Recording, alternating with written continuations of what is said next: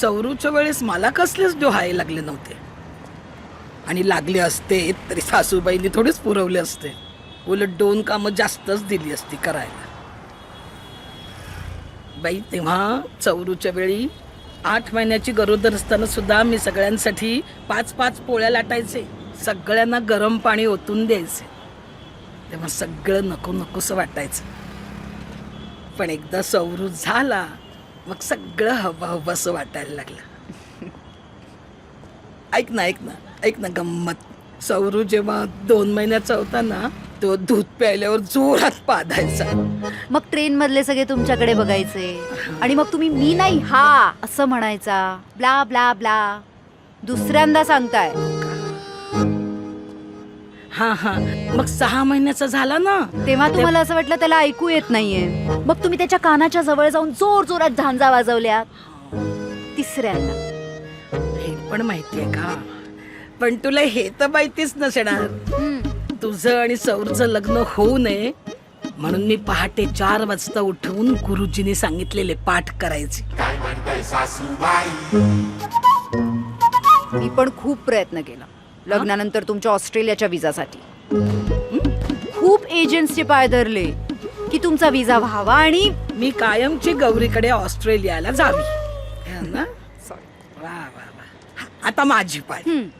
मी ना दरवर्षी संक्रांतीला तुझ्या आईला सगळ्यात घाणेरड्या कलरचं वाण देते. नेहमीच देते. असं म्हणजे दिवाळी असो, ओटभरणं असो, सगळ्यात घाणेरडं वाण शोधून देते. वा. तुम्हाला तुमची काळी साडी आठवते? कुठली? ती जी हरवली आणि मला उर्मिलावर शंका आहे ती? ऍक्च्युली तुम्हाला न सांगता ती साडी मी ऑफिसच्या एका फंक्शन मध्ये घातली. नेसली. मग ती फाटली. हा. आणि मग मी गपचूप तिला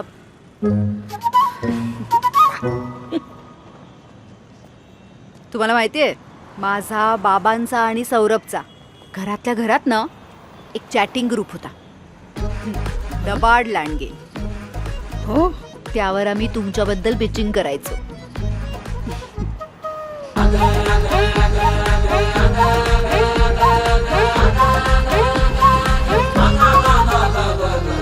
पिचिंग करतात. लबाड लांडगे म्हणे.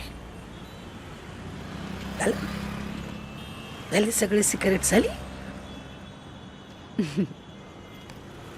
पण माझ्याकडे आहे अजून एक. काय? डोळे बंद कर. कर ग बंद आणि हात पुढे कर. कर.